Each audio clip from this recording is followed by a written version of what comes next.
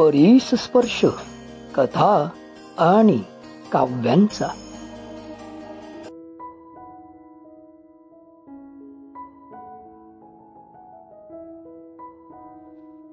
नमस्कार मित्र, परिस्पर्श कथा आणि काव्यांचा या माझ्या युट्यूब चॅनल मध्ये पुन्हा एकदा आपल्या सगळ्यांचं स्वागत. मित्रांनो, मी नेहमीच म्हणतो की महाराष्ट्र भूमी ही म्हणजे सणांची भूमी.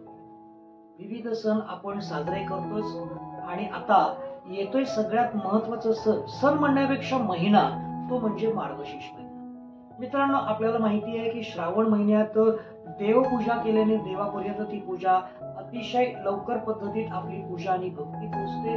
आणि त्याहून अधिक चांगला महिना म्हणजे अधिक महिना. श्रावण महिना, अधिक महिना आणि देवपूजेसाठी उत्तम महिना देवांनीच सांगितलाय तो म्हणजे मार्गशीर्ष महिना. आपल्या सगळ्यांना माहिती आहे की मार्गशीर्ष महिन्यामध्ये सगळ्या आपल्या ताई, माई, अक्का व तुमच्या घरातील महिला असेल, माझ्या घरातील महिला असेल, अतिशय भक्तिभावाने सगळ्या घराघरातील महिला दर गुरुवारी मार्गशीर्ष महिन्यात पूजा करतात ती आपल्या महालक्ष्मी मातेची. आपल्या प्रत्येकाला आपण जी कामं करतो त्या कामामध्ये यश पाहिजे असतं, आपल्याला धन पाहिजे असतं, आपल्याला आरोग्य पाहिजे असतं आणि आपल्याला ह्या सगळ्या भौतिक सुखांचा आनंद घेण्यासाठी ती पाहिजे असते म्हणजे धनलक्ष्मी, पैसा. तर मित्रांनो, पैसा आपल्याला मिळावा, पैसा आपल्याकडे टिकावा म्हणून विविध ऍस्ट्रॉलॉजर आहेत, त्यांनी आपल्याला सांगितलेल्या ज्या रेमेडीज आहेत त्या आपण करतो आणि उपयोगात आणतो. मित्रांनो, या रेमेडीजच्या व्यतिरिक्त आपल्याकडे जर पैसा हवा असेल तर म्हणजे तीन गोष्टी, म्हणजे ह्या तीन गोष्टींचा जर संगम झाला तत्वत्रयींचा, तर मला असं वाटतं की आपल्याकडे पैसा टिकेल, आपल्याला आरोग्य लाभेल, आपल्याला ऐश्वर्य लाभेल. त्या तीन गोष्टी कुठल्या? तर ऍस्ट्रॉलॉजरनी सांगितलेल्या ज्या रेमेडीज आहेत त्या योग्य पद्धतीत आपण कराव्यात. त्याच्यानंतर सगळ्यात पहिल्यांदा आपण करावी ती म्हणजे मेहनत. आपण आपले जे मेहनत करतो, आपण जे कर्म करतो, तेच कर्म आपल्याला यशापर्यंत पोहोचवण्यासाठी कारणीभूत ठरतात. आणि मेहनत आणि रेमेडीज याच्या व्यतिरिक्त जर आपल्याला थोडीशी मदत मिळते ती म्हणजे दैवाची. देवाचे आपण उपवास करतो, देवाची आपण मनोभावे भक्ती करतो आणि विविध देवस्थानांना जाऊन आपण तिथे नतमस्तक होतो. तर हा जो मार्गशीर्ष महिना आहे त्या मार्गशीर्ष महिन्यात सर्व आपल्या ताई, माई, अक्का, आपल्या भगिनी, माता आपल्या महालक्ष्मी मातेची यथासांग मनोभावे पूजा करतात आणि दर गुरुवारी महालक्ष्मी व्रताची महती म्हणजेच पोथी वाचतात. तर आपण पाहणार आहोत महालक्ष्मी व्रताची कथा. द्वापार युगात सौराष्ट्र देशात भद्रश्रवा नावाचा एक पराक्रमी राजा राज्य करत होता. 4 वेद, 6 शास्त्रे आणि 18 पुराणे यांचे योग्य ज्ञान त्याला होते. त्याला सुरतचंद्रिका नावाची राणी होती. ती देखणी, सुलक्षणी व पतिव्रता होती. त्या दोघांना 7 मुले आणि 1 मुलगी झाली. मुलीचे नाव श्यामबाला ठेवले होते. एकदा महालक्ष्मीच्या मनात आले की आपण त्या राजाच्या राजवाड्यात राहावे. त्यामुळे राजा जास्त सुखी होईल आणि प्रजेला सुद्धा जास्त सुख देईल. म्हणून महालक्ष्मीने वृद्ध ब्राह्मण स्त्रीचे रूप घेतले व ती काठी टेकत टेकत सुरतचंद्रिका राणीच्या महालासमोर उभी राहिली. म्हातारी असली तरी ती तेजस्वी दिसत होती. तिला पाहताच एक दासी पुढे आली. दासीने त्या वृद्धेची नीट विचारपूस केली. वृद्ध स्त्रीचे रूप घेतलेली महालक्ष्मी माता म्हणाली, बाळ, माझं नाव कमळा. माझ्या पतीचे नाव भुवनेश. आम्ही द्वारकेला राहतो. तुमची राणी पूर्वजन्मी एका वैश्याची पत्नी होती. तो वैश्य खूप दरिद्री होता. रोज त्या दोघांची भांडणं होत असे. तो तिला खूप मारझोड करत असे.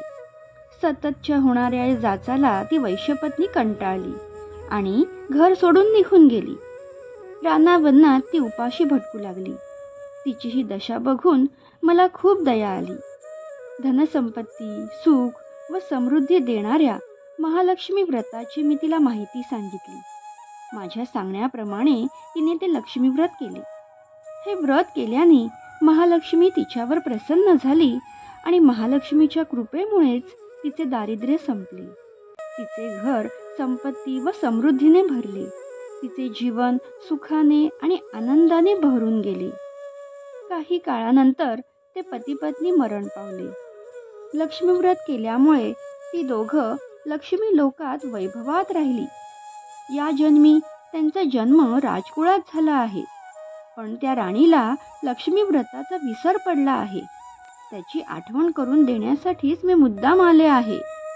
वृद्ध ब्राह्मण स्त्रीचे ते बोलणे ऐकून दासीच्या मनात त्या व्रताविषयी कुतूहल निर्माण झाले. तिने वृद्धीला नमस्कार केला आणि म्हणाली, माता, मला त्या व्रताची माहिती व पूजाविधी सांगा. वृद्धेच्या रूपातील महालक्ष्मीने त्या दासीला लक्ष्मी व्रताची माहिती दिली व त्या व्रताचे महत्त्व सांगितले. मग ती दासी त्या वृद्धेला नमस्कार करून राणीला निरोप सांगण्यासाठी गेली. त्या राणीला आपल्या संपत्तीचा, सत्तेचा खूप गर्व झाला होता.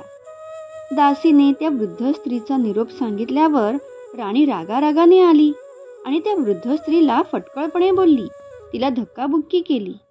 ती वृद्ध स्त्री म्हणजे प्रत्यक्ष लक्ष्मीच आहे हे काही राणीला कळले नाही. राणीने केलेला आपला अपमान पाहून महालक्ष्मी तेथे न राहता जायला निघाली. वाटेत तिला राजकन्या श्यामबाला भेटली. श्यामबालेला सगळी हकीकत कळली. तिने त्या वृद्ध स्त्रीची क्षमा मागितली. तेव्हा महालक्ष्मीला तिची दया आली आणि तिने श्यामबालेला लक्ष्मी व्रताची माहिती सांगितली. ज्या दिवशी श्यामबालेला या व्रताची माहिती कळली तो दिवस होता मार्गशीर्ष महिन्यातील पहिला गुरुवार. वृद्ध स्त्रीने सांगितल्याप्रमाणे महालक्ष्मीचे व्रत त्या राजकन्येने अगदी भक्तिभावाने केले आणि त्या व्रताचे फळ म्हणजे सिद्धेश्वर राजाच्या मालाधर या राजपुत्राशी तिचा विवाह झाला. ती पतीसह राजवैभवात नांदू लागली. इकडे मात्र महालक्ष्मीचा कोप झाल्यामुळे राजा भद्रश्रवा आणि राणी सुरतचंद्रिका यांचे राज्य, ऐश्वर्य, वैभव, सुख सर्व काही गेले. एके दिवशी सुरतचंद्रिका आपल्या पतीला म्हणाली, आपला जावई राजा आहे, खूप श्रीमंत आहे. त्याच्याकडे तुम्ही जा, आपली परिस्थिती सांगा, त्याला दया येईल व तो आपल्याला नक्कीच मदत करेल. पत्नीने सांगितल्याप्रमाणे राजा भद्रश्रवा जावयाच्या राज्यात आला. तो खूप थकला होता, तळ्याच्या काठी बसला होता. त्या क्षणी पाणी नेण्यासाठी आलेल्या श्यामबालेच्या दासींना तो दिसला. दासींनी त्याची विचारपूस केली. श्यामबाला राणीचा पिता आहे हे कळल्यावर धावतच त्या श्यामबालेकडे गेल्या आणि सर्व हकीकत तिला सांगितली. दासीकडून आपल्या पित्यासाठी राजवस्त्रे पाठवून त्यांना मोठ्या थाटामाटाने आपल्या राजवाड्यात आणले आणि योग्य तो आदर सत्कार केला, चांगला पाहुणचार केला. जेव्हा भद्रश्रवा घरी जायला निघाला तेव्हा श्यामबालेने हंडा भरून धन आपल्या पित्याकडे दिले. भद्रश्रवा घरी आल्यावर सुरतचंद्रिका त्याच्या हातातील हंडा पाहून खूप आनंदित झाली. लोभी वृत्तीने तो हंडा उघडला, परंतु पाहते तर काय, हंड्यात कोळसे होते, धन नव्हते. महालक्ष्मीच्या अवकृपेने हा चमत्कार घडला होता. काही दिवसांनी सुरतचंद्रिका आपल्या लेकीच्या म्हणजे श्यामबालेच्या घरी गेली. तो दिवस होता मार्गशीर्ष महिन्यातील शेवटचा गुरुवार. श्यामबालेने महालक्ष्मी व्रत केले आणि आईकडूनही करून घेतले. सुरतचंद्रिका परत आपल्या नगरात आली. तिने लक्ष्मी व्रत केले म्हणून पूर्वीचे राज ऐश्वर्य तिला पुन्हा प्राप्त झाले. पुढे काही दिवसांनी श्यामबाला माहेरी आली. पित्याला कोळसे दिले हा राग सुरतचंद्रिकेच्या मनात कित्येक दिवस तसाच होता. म्हणून मुलगी माहेरी येऊन सुद्धा तिची कोणी विचारपूस केली नाही, तिच्याशी कोणी बोलले नाही. तिचा अपमान झाला. परंतु आईवर न रागवता श्यामबाला तिथून निघून गेली. निघताना मात्र आपल्याबरोबर तिने थोडे मीठ घेतले. आपल्या राज्यात राजगृही आल्यावर पतीने तिला विचारले, माहेरून काय आणले? ती म्हणाली, राज्याचे सार आणले. पतीला तिच्या बोलण्याचा अर्थ कळला नाही. तो म्हणाला, म्हणजे काय? तेव्हा श्यामबाला म्हणाली, थोडा धीर धरा म्हणजे कळेल. त्या दिवशी तिने सर्व जेवण अळणी करायला सांगितले. जेवणाची वेळ होताच तिने आपल्या पतीला जेवण वाढले. त्याला ते सर्व जेवण अळणी लागले. मग तिने ताटात थोडे मीठ वाढले. मीठ सर्व पदार्थात घालताच जेवण रुचकर लागले. तेव्हा श्यामबाला पतीला म्हणाली, हेच ते राज्याचे सार जे मी माझ्या माहेरून आणले. त्याला तिचे म्हणणे पटले. अशा प्रकारे माहेरी गेलेली श्यामबाला तिचा तिकडे अपमान होऊन सुद्धा आपल्या आईवडिलांचा मान ठेवण्यासाठी तिने पतीकडे कोणत्याही गोष्टीची वाच्यता केली नाही. उलट माहेरून परत येताना रिकाम्या हाती न येता तिने माहेरून मीठ आणले. रिकाम्या हाती आल्यावर पतीला काय वाटेल याची तिला जाणीव होती आणि आई वडिलांचा पतीसमोर मोठेपणा राखण्यासाठी माहेरून मी राज्याचे सार आणले असे पतीला सांगितले आणि ते योग्य रीतीने पटवून सुद्धा दिले.